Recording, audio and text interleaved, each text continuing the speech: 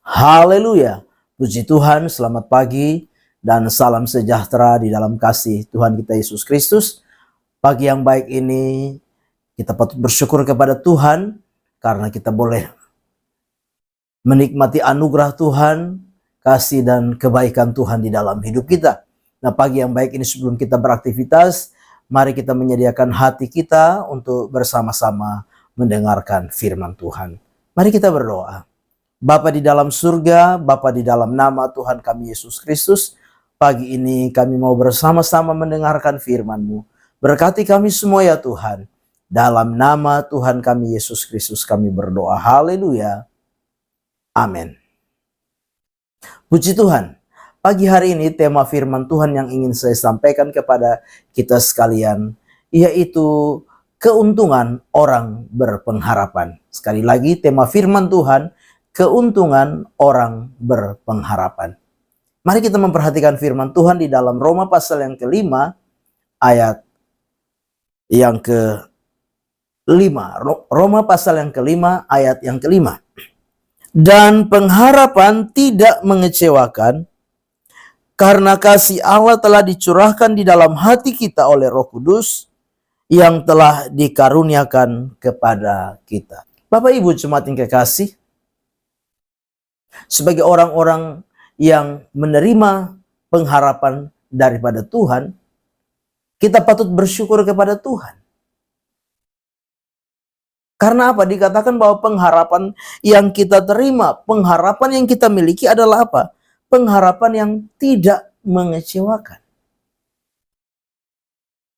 Mengapa demikian pagi hari ini? Kenapa pengharapan yang kita miliki, pengharapan yang ada di dalam kehidupan kita adalah pengharapan yang tidak mengecewakan?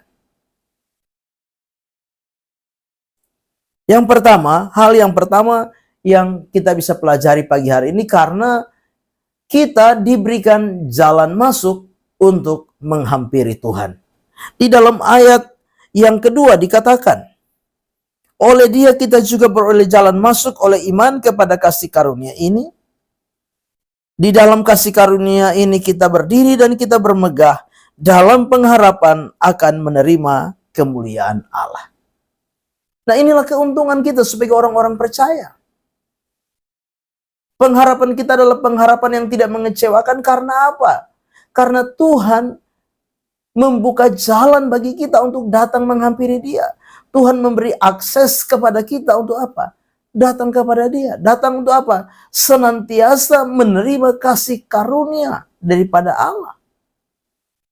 Jadi kasih karunia ini adalah kasih karunia apa? Yang terus berkelanjutan, yang akan kita nikmati, yang akan kita alami, yang akan terus kita terima ketika kita datang kepada Dia, ketika kita menghampiri Tuhan di dalam setiap kehidupan kita. Di dalam Ibrani pasal yang keempat, ayat yang ke-16. Ibrani pasal yang keempat, ayat 16, di sana dikatakan, sebab itu marilah kita dengan penuh keberanian menghampiri takhta kasih karunia, supaya kita menerima rahmat dan menemukan kasih karunia untuk mendapat pertolongan kita pada waktunya.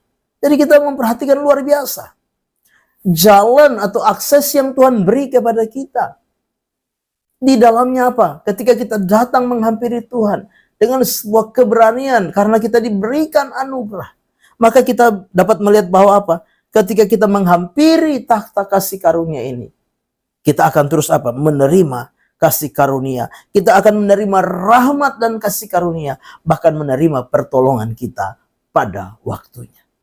Itu sebabnya sebagai orang-orang yang percaya kepada Tuhan, alangkah ruginya kita ketika apa? Kita tidak datang kepada Tuhan. Alangkah ruginya kita ketika apa? Kita tidak lagi sungguh-sungguh dengan Tuhan. Alangkah ruginya kita kalau kita menjadi orang-orang yang apa? Tidak lagi datang mencari Tuhan. Tapi kita bangga, kita bersyukur. Ada keuntungan ketika apa? Kita adalah orang-orang yang memiliki pengharapan itu. Diberikan akses, diberikan jalan masuk untuk dapat menghampiri Tuhan. Yang kedua, hal yang kedua yang dapat kita perhatikan bersama-sama, orang-orang yang memiliki pengharapan menerima sebuah keuntungan daripada Tuhan. Yang kedua yaitu apa? orang yang memiliki pengharapan, dia akan terus maju di dalam Tuhan. Di dalam ayat yang ke-3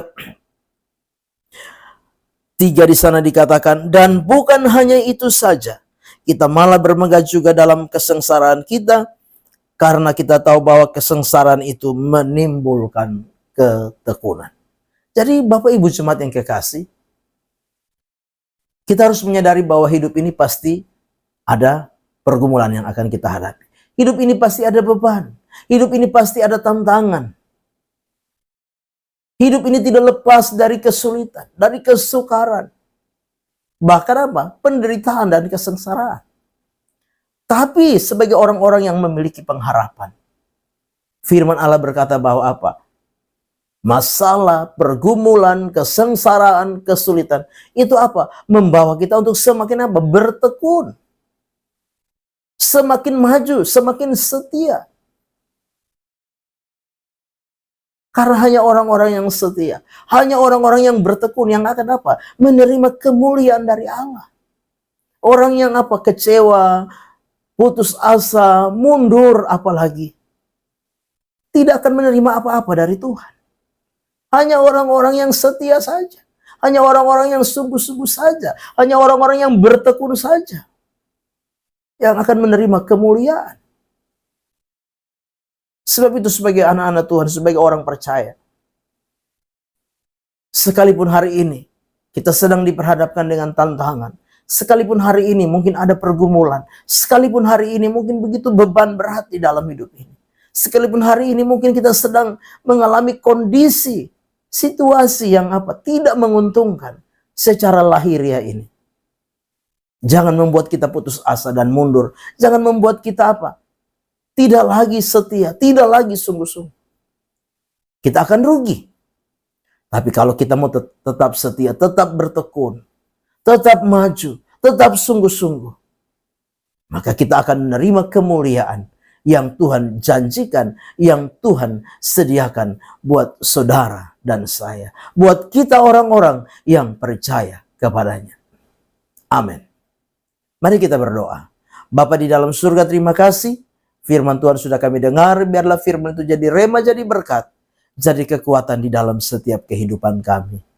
Terima kasih Bapa, kami menyerahkan seluruh hidup kami sepanjang hari ini, dan kami percaya bahwa Tuhan yang akan menyediakan segala yang kami perlukan di sepanjang hari ini. Kami mau melangkah bersama dengan Tuhan di hari baru ini, mengucap syukur. Dalam nama Tuhan kami Yesus Kristus kami berdoa. Haleluya. Amin. Selamat pagi. Tuhan Yesus memberkati.